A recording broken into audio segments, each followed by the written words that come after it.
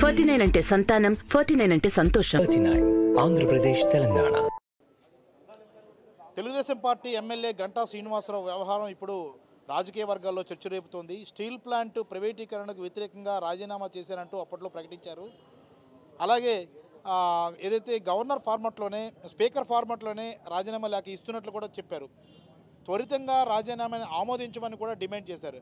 అయితే ప్రస్తుతం స్పీకర్ రాజీనామా ఆమోదించిన తర్వాత ఇది చట్టవిరుద్ధం అంటూ ప్రస్తుతం గగ్గోలు పెడుతున్న పరిస్థితి కనిపిస్తోంది. అలాగే దీన్ని ఖండిస్తూ హైకోర్టులో కూడా ఒక పిల్ని కూడా దాఖలు చేసిన పరిస్థితిని మనం చూస్తున్నాం. అంటే గంటా శ్రీనివాసరావు చేసిన రాజీనామా అంతా కూడా డ్రామానా, కేవలం ప్రజల కోసం, స్టీల్ ప్లాంట్ కోసం కాదా, కేవలం రాజకీయ ప్రయోజనాల కోసమే చేశారా అన్నది ఇప్పుడు చర్చనీయాంశంగా మారుతుంది. మనతో చాలామంది స్థానికులు ఉన్నారు, అలాగే వైఎస్ఆర్ కాంగ్రెస్ పార్టీ నేతలంతా ఉన్నారు. వాళ్ళతో మాట్లాడించే ప్రయత్నం చేద్దాం. సార్, గంటా శ్రీనివాసరావు గారు స్టీల్ ప్లాంట్ కోసం రాజీనామా చేసామని ప్రకటించుకున్నారు. ఇప్పుడేమో ఇది చాలా తప్పు, స్పీకరు నాకు చెప్పకుండా రాజీనామా ఆమోదించడం ఏంటని అంటున్నారు. ఏ రకంగా చూస్తారు గంటా శ్రీనివాసరావు వైఖరిని? గంటా శ్రీనివాసరావు ఇచ్చే ప్రతి స్టేట్మెంట్ ఫేక్. ఆయన ఇప్పుడు కూడా తన అవసరాల కోసం నియోజకవర్గం ఒక ఎలక్షన్కో నియోజకవర్గం మారికి గోడ మీద పిల్లిలాగా ఆయన ఇప్పుడు డ్యాన్స్లు వేస్తాడు. ఆ రోజు రాజకీయ ప్రయోజనాల కోసం ఈ ఇష్యూని ఆయన వాడుకుంటున్నాడు. ఆయన నిజంగా స్టీల్ ప్లాంట్ కోసం ఆయన రాజీనామా చేస్తే ఉత్తర నియోజకవర్గం ప్రజలు ఆయన ఎమ్మెల్యేగా ఎన్నుకొని ఎన్నాళ్ళు 5 సంవత్సరాలు ఉత్తర నియోజక ప్రజలకు మోహం చూపెట్టలేని పెద్ద మనిషి ఈరోజు విశాఖపట్నం స్టీల్ ప్లాంట్ మీద ఆయనకి సవత్తల ప్రేమ పుట్టిందా? ఇదంతా ఫేకు. ఏదో రకం చేసి కరెక్ట్గా ఎలక్షన్ టైంలో జనాలకు వచ్చి ఆ రోజు ఎందుకు మరి నువ్వు రాజీనామా చేసేవారు? ఆ రోజు రాజీనామా చేయాలి, టెక్నికల్ ప్రాబ్లమ్స్ ఇవ్వండి. బట్ ఆ రోజు నువ్వు రాజీనామా ఇచ్చిన తర్వాత స్పీకర్ ఎప్పుడైనా రాజీనామా ఆమోదించవచ్చు. ఈరోజు మళ్ళీ సవత్తల ప్రేమలాగా నువ్వు మాట్లాడిచి నేను లీగల్గా అంటే నీకు చట్టం గురించి, రాజ్యాంగ విలువల గురించి తెలియనోడివి నువ్వు శాసనసభ్యుడు అయిపోయావు. వన్స్ ఒక్కసారి రాజీనామా ఇచ్చిన తర్వాత మళ్ళీ నువ్వు రాజ్యసభ ఎలక్షన్లో నువ్వు ఓటేస్తావా? అంటే ఎవరిని మోసం చేస్తున్నావు? ఎన్నిసార్లు నువ్వు ఎమ్మెల్యే చేసినా సరే కనీస సభా మర్యాదలు, రాజ్యాంగ విలువలు, చట్టం గురించి తెలియని స్టేట్మెంట్లు ఇస్తున్నామంటే తెలుగుదేశం పార్టీ ఎంత దిగజారిపోయి ఉందో ఈరోజు దీన్ని రాజకీయం చేసుకొని అంటే ప్రజలు నమ్మే స్థితిలో లేరండి. ప్రజలు నమ్మే స్థితిలో లేరు. ఈరోజు ఒక గంటా శ్రీనివాసరావు ఒక్కడికే ఆయన మిగతా వాళ్ళు వైసీపీ శాసనసభ్యులకి, తెలుగుదేశం వచ్చిన వాళ్ళకి, వైసీపీ నుంచి వెళ్ళిన వాళ్ళు అందరికీ కూడా సభ రాజ్యాంగం ప్రకారం స్పీకర్ నోటీసులు పంపించారు.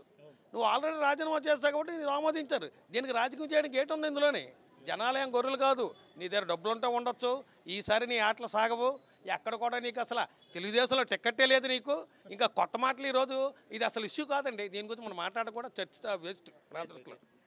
బ్రదర్ చెప్పండి, ఇప్పుడు గంటా శ్రీనివాసరావు మొన్నటి వరకు చాలా హడావుడి చేశారు. రాజీనామా చేశాను, నేను త్యాగపురుషుణ్ణి, స్టీల్ ప్లాంట్ కోసం రాజీనామా చేశానని చెప్పారు.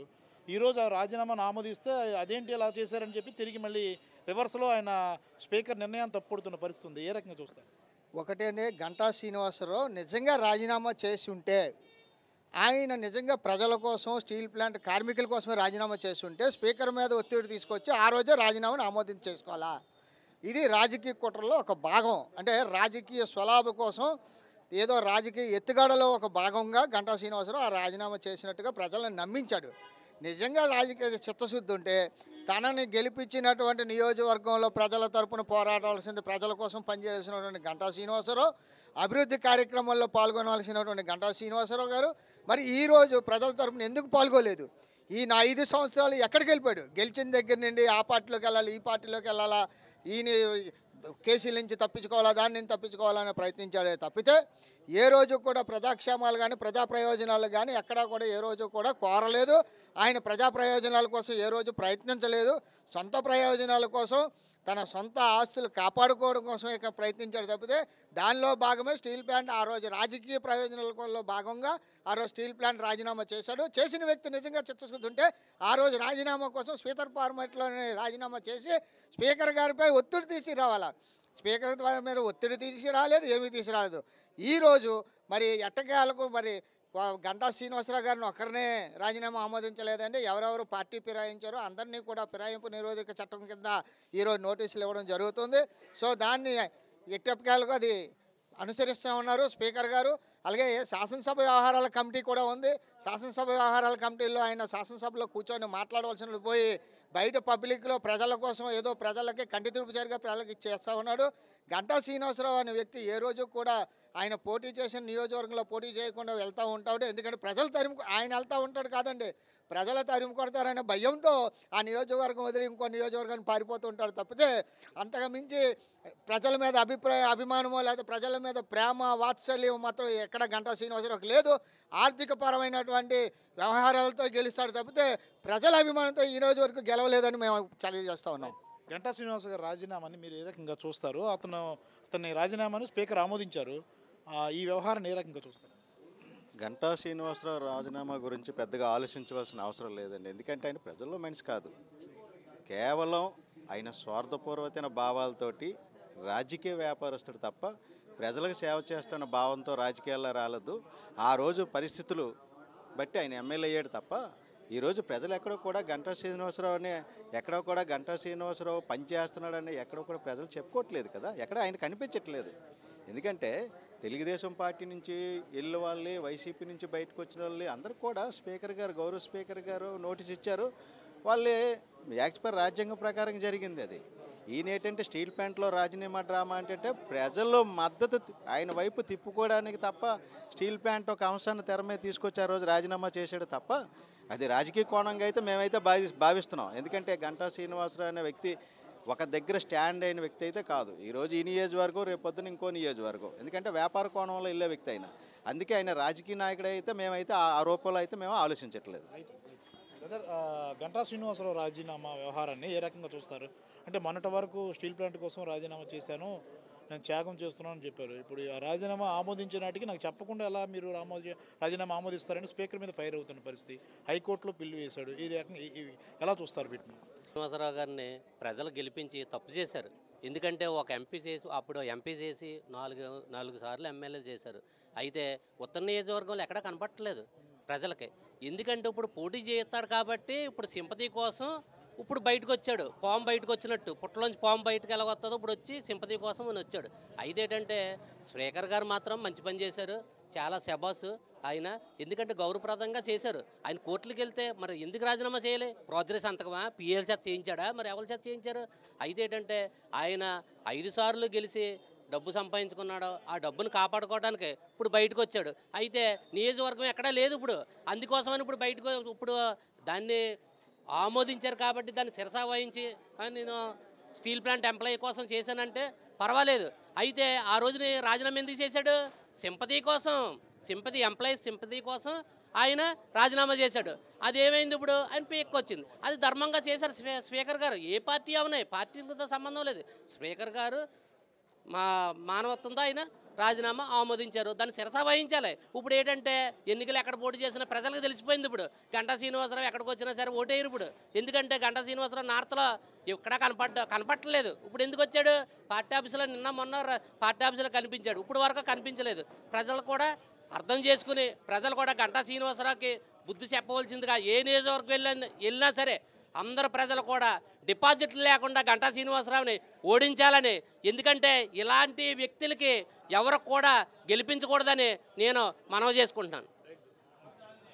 చెప్పండి, గంటా శ్రీనివాసరావు రాజీనామా ఇప్పుడు డ్రామా నడుస్తుంది. రాజీనామా చేశారు, త్యాగం చేశారన్నారు. ఇప్పుడు రాజీనామా ఆమోదిస్తే గొడవ చేస్తున్న పరిస్థితి కనిపిస్తుంది. ఎలా చూస్తారు? అంటే రాజకీయంలో 2 రకాల రాజకీయ నాయకులు ఉంటారండి. మేనిఫెస్టో చేసిన రాజకీయ నాయకులు వేరు, ప్రజల నుంచి వచ్చిన రాజకీయ నాయకులు. ఈయన గంటా శ్రీనివాసరావు ఎలాంటి వ్యక్తి అంటే మ్యానుఫ్యాక్చర్ చేసి రాజకీయాలు చేస్తారన్నమాట. అంటే ఒక పార్టీ ఉండదు, ఒక నియోజకవర్గం ఉండదు, ఒక ప్రజల దగ్గర ఉండడు, ఏదో చేస్తారనమాట. అప్పుడు స్టీల్ ప్లాంట్ ప్రైవేటీకరణ నేను వ్యతిరేకిస్తానని రాజీనామా చేస్తే స్పీకర్ ఏం చేశాడు? దానికి స్పీకర్ గారు ఏం చేశారంటే, గవర్నమెంట్ స్పీకర్ గారు నువ్వు రాజీనామా చేయకు, దీని మీద ఆంధ్రప్రదేశ్లో ఉన్న అన్ని పార్టీలు ఏకీభవించి దాని వ్యతిరేకంగా మేము పోరాటం చేస్తున్నాం. ఆల్రెడీ వైఎస్ఆర్ కాంగ్రెస్ పార్టీ ఎంపీలు కూడా రాజ్యసభలో దాన్ని పార్లమెంట్లో దాన్ని ఇచ్చేస్తున్నారు. ప్రైవేట్ పరం చేయడానికి మేము ఎవరూ ఒప్పుకోవట్లేదు.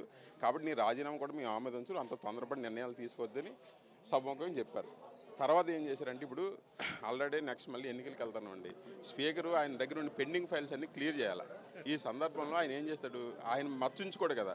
సరే ఈయన రాజీనామా చేశాడు, ఈయన కానీ రాజీనామా చేయకపోతే గంటా శ్రీనివాసరావు ఏమంటాడు, నేను స్టీల్ ప్లాంట్ గురించి రాజీనామా చేస్తే కనీసం స్పీకర్ దాన్ని పట్టించుకోలేదు అని ఒక అభియోగం మోపుతాడని ఈయన దిగిపోయి ముందు ఏం చేస్తున్నాడంటే పెండింగ్ ఉండండి, సరే రాజీనామా ఆమోదించాలి కాబట్టి ఒక విధంగా రాజీనామా ఆమోదిస్తే ఇప్పుడు ఒక సరికొత్త రాజకీయానికి తెరలేపుతున్నాడు అనమాట. ఇలాంటి గంటా శ్రీనివాసరావు ఇలా రాజకీయాలన్నీ ఒకప్పుడు ఉండేవి, ఇప్పుడు అంటే ఈ కాలంలో రాజకీయాలు చేయడానికి ఇంకా ఆయన కనుమరుగు అయిపోయాడనే నేను తెలియజేసుకున్నాను. Okay, right. సునీల్ భాయ్ చెప్పండి, ఆ గంటా శ్రీనివాసరావు రాజకీయాన్ని మీరు ఏ రకంగా చూస్తారు? మొన్నటి వరకు రాజీనామా చేసి నేనే మొత్తం త్యాగ పురుషుని మొత్తం అందరికీ చెప్పారు, స్టీల్ ప్లాంట్ కోసం త్యాగం చేసిన వ్యక్తి రాజీనామా చేసిన ఎమ్మెల్యేగా అన్నారు. ఇప్పుడేమో రాజీనామా ఆమోదిస్తే మళ్ళీ గొడవ చేస్తున్నారు. ఏ రకంగా చూస్తారు గంటా శ్రీనివాసరావు రాజకీయాన్ని? అన్న ఇప్పుడు 2019లోనే అతను మాకు ఎక్స్ఎమ్మెల్యే, మా ఉత్తర నియోజకవర్గంలో మాకు ఎక్స్ఎమ్మెల్యే. ఎందుకంటే అతను రాజీనామా చేయాల్సిందంటే ప్రజలు ఎన్నుకున్నారంటే అతను చేయాల్సింది ఏంటి, ప్రజలు పరిపాలన చేయాలి. అదే ఆ రోజే అతను ఎన్నికయిన తర్వాత కూడా కనీసం ఉత్తర నియోజకవర్గం ప్రజల గురించి కానివ్వండి, ఆ నియోజకవర్గం ఏ విషయంలో కూడా పట్టించుకోలేని వ్యక్తి. అంటే ప్రజల్లో ఎప్పుడు అతను ఎక్స్ఎమ్మెల్యే, అతను ఏదో అక్కడ రాజకీయం స్టాండ్ చేయడానికి, లేకపోతే స్టీల్ ప్లాంట్ ఉద్యోగుల దగ్గర ఏదో పేరు పొందడానికి, లేకపోతే వాళ్ళ అధిష్టానం తెలుగుదేశం పార్టీ అధిష్టానం ఏదో చెప్పింది నువ్వు రాజీనామా చెయ్యి నీకు మద్దతు ఉంటుందని. కానీ జనాలకు ఆ మాత్రం తెలియకుండా ఎవరు లేరన్న. వాస్తవానికి చూసుకుంటే ఆ రోజు నువ్వు రాజీనామా ఒకటే, నువ్వు అంత పోరాడే వ్యక్తివి అయ్యి ఉంటే ఆ రోజు కూర్చొని ఆ స్టీల్ ప్లాంట్ గురించి నీకు కూడా ఉన్నాయి కదా, నీకు ఇది ఉంది కదా, నువ్వు ఒక ఎమ్మెల్యే క్యాండిడేట్వే కదా, ఆ రోజు నువ్వు ఎందుకు చేయలేకపోయావు? అతని గురించి పట్టించుకోవాల్సిన అవసరం లేదు. రేపు పొద్దున్న అతన్ని ఉత్తర నియోజకవర్గంలో దగ్గరికి కానివ్వండి, కానీ అతనికి రాజకీయ భవిష్యత్తే లేదని నేను మనస్ఫూర్తిగా అనుకుంటున్నాను. నా ఉద్దేశం కూడా అదే. రైట్. ఇది చూసుకున్నాం కదా, గంటా శ్రీనివాసరావు రాజీనామా డ్రామా అనేది ఇప్పుడు రాజకీయంగా చర్చనీయాంశం అవుతుంది. మొన్నటి వరకు స్టీల్ ప్లాంట్ కోసం రాజీనామా చేశాను, త్యాగం చేశానంటూ ప్రకటించుకొని సానుభూతి పొందడానికి ప్రయత్నించాడన్నది చాలామంది చేస్తున్న ఆరోపణగా కనిపిస్తుంది. ఇప్పటికిప్పుడు స్పీకర్ రాజీనామా ఆమోదించిన తర్వాత హైకోర్టును ఆశ్రయించడం చట్ట వ్యతిరేకమని, చట్ట విరుద్ధమని ఆయన ఏదైతే ఒక పిల్ దాఖలు చేయడమని చూస్తుంటే ఇది ఖచ్చితంగా రాజీనామాలో కేవలం ప్రజల కోసం స్టీల్ ప్లాంట్ ప్రైవేటీకరణకు వ్యతిరేకంగా చేసింది కాదు, రాజకీయ డ్రామాతోనే ఈ రాజీనామా చేశారన్నది మాత్రం బయటపడుతున్న పరిస్థితి. దీని మీద స్థానికులు కానీ వైసీపీ నాయకులు కానీ తీవ్ర స్థాయిలో ధ్వజమెత్తుతున్న పరిస్థితి కూడా కనిపిస్తుంది. కెమెరామెన్ మూర్తితో ప్రసాద్, ఐడ్రీ మీడియా, విశాఖపట్నం.